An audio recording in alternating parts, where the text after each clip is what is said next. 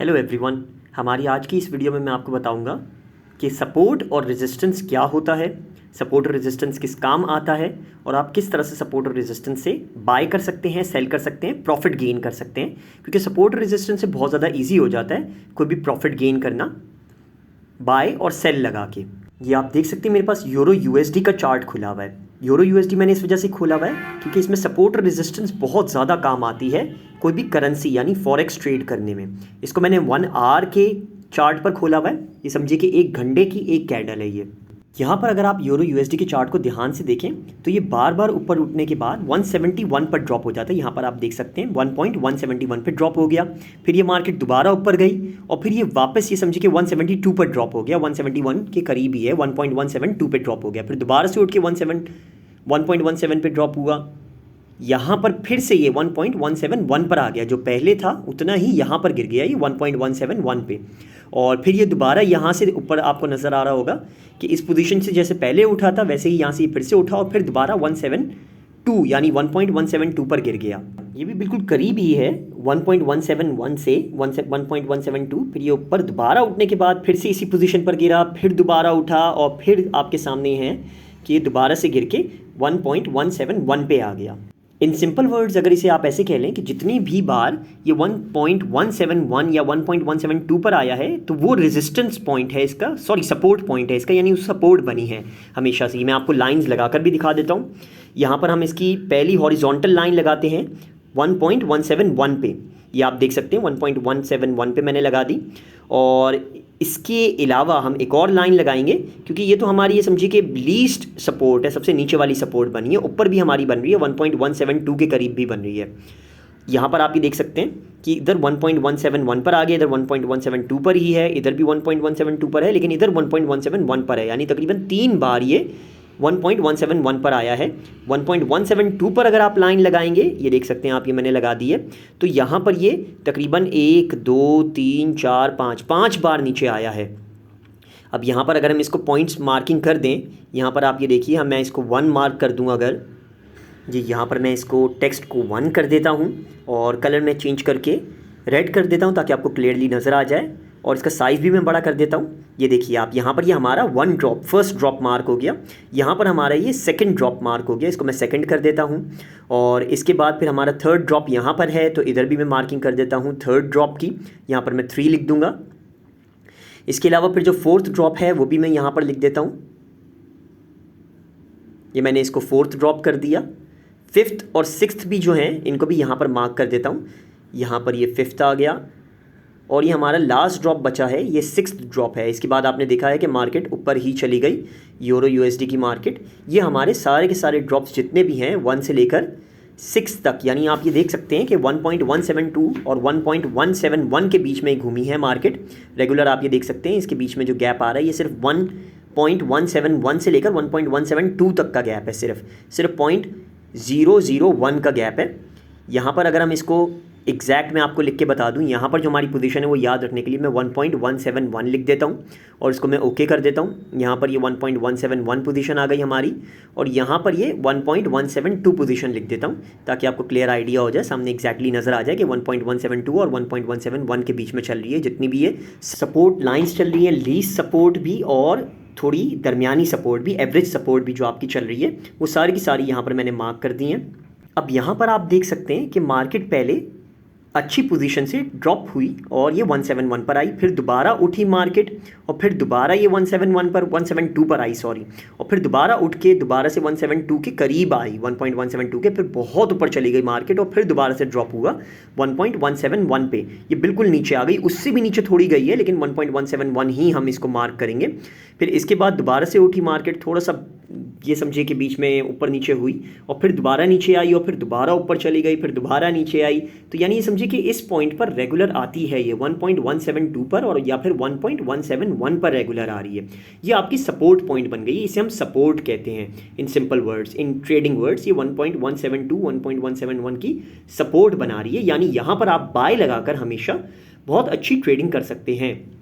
यहाँ पर मैं आपको लिख भी देता हूँ, सपोर्ट लिख देता हूँ यहाँ पर, ताकि आपको एग्जैक्ट अंदाज़ा हो जाए कि ये जो आपकी जो 2 लाइंस लगी हुई हैं ये सपोर्ट लाइंस हैं, और इनसे अगर आप बाय लेते हैं, इन पोजीशन पर अगर आप बाय लेंगे तो आपकी ये समझिए कि बेसिकली आपको मुनाफा ही होगा, इससे ज़्यादा नीचे मार्केट नहीं गिरेगी। इसके बाद फिर सपोर्ट लाइन पर आने के बाद मार्केट हमेशा उठती ही है, जैसे आपके सामने ये बार बार उठ रही है, बार बार उठ रही है, तकरीबन 6 बार मार्केट दोबारा से उठी है सपोर्ट लाइन को टच करके। अच्छा, ये तो हो गया कि आपने बाय किस पोजीशन पे लेना है, आपने सपोर्ट पर हमेशा बाय लेना है। लेकिन अब सेल अगर आपने करना है तो आपने एक रेजिस्टेंस लाइन बना लेनी है कि किस पोजीशन पर मैक्सिमम मार्केट जाती है और फिर उधर से दोबारा नीचे गिर जाती है। जैसे यहाँ पर मैं मार्किंग कर देता हूँ, यहाँ पर लाइन लगा देता हूँ कि मुझे एग्जैक्ट अंदाज़ा हो जाए कि कहाँ पर मार्केट मैक्सिमम जा रही है। ये हमारी ये समझिए कि मैक्स रेजिस्टेंस है, इससे ज़्यादा रेजिस्टेंस ऊपर नहीं जा रही, बार बार ये मैक्स जा रही है, इससे ज़्यादा हद नहीं है, इसकी लिमिट हो जाती है और वापस मार्केट नीचे गिर जाती है। लोग सारे के सारे एक्सट्रीम तौर पर सेल लगाने लग जाते हैं और मार्केट दोबारा से गिर के फिर सपोर्ट लाइन की तरफ आने लग जाती है। यहाँ पर आप देख सकते हैं कि मैक्स मार्केट हमेशा उठ के 1.90 पर जा रही है, यानी 1.172 1.171 से उठ के मैक्सिमम 1.190 तक जा रही है, और उसके नीचे अगर जाती है तो 1.89 तक जा रही है, यानी यहाँ भी 0.001 का डिफरेंस आ रहा है 1.89 से लेकर 1.190 तक। ये जो आपकी पोजीशन है जो नीचे से उठकर ऊपर जा रही है, ये मैक्स रेजिस्टेंस की तरफ जा रही है।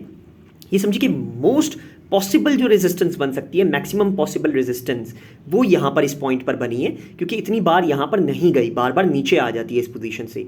यहाँ पर मैं आपको लिख देता हूँ कि जो मैक्सिमम आपकी रेजिस्टेंस लाइन है वो यहाँ पर है ये, तो यहाँ पर मैं लिख देता हूँ हाईएस्ट पॉसिबल रेजिस्टेंस, यानी इससे ज़्यादा रेजिस्टेंस नहीं बन रही है, इससे ज़्यादा ऊपर मार्केट नहीं जा रही। और यहाँ पर मैं आपको इसको मार्किंग करके दिखा देता हूँ ताकि आपको एग्जैक्टली अंदाज़ा हो जाए कि ये जो 2 लाइनें हैं इनके बीच में जो रेजिस्टेंस बन रही है ये हाईएस्ट पॉसिबल रेजिस्टेंस है, यहाँ तक ही आपका बाय जाएगा। इससे ज़्यादा ऊपर जाने की अगर आप कोशिश करेंगे तो वो बाय उससे ज़्यादा नहीं आप कर पाएंगे, उससे प्रॉफिट ज़्यादा नहीं ले पाएंगे, वो मार्केट दोबारा नीचे की तरफ ही गिरेगी। हाईएस्ट पॉसिबल रेजिस्टेंस बहुत कम होती है। यहाँ पर अब ये देखिए, ये एवरेज आपकी जो नॉर्मल पॉसिबल रेजिस्टेंस है, जो नॉर्मल रेजिस्टेंस है आपकी, वो आप देख सकते हैं कि 1.180 पर बन रही है। यहाँ पर जो आपकी रेजिस्टेंस बन रही है ये 1.180 पर है। यहाँ पर आप देख सकते हैं ये 1.190 पर ज़्यादातर नहीं जाती, ये मोस्टली 1.180 पर ही आ रही है बार बार। ये आप देख सकते हैं कि 1 2 3 4 5 बार टोटल 1.180 पर आई है। यहाँ पर एंडिंग में भी 1.180 पर ही आई है और फिर दोबारा ऊपर गई है।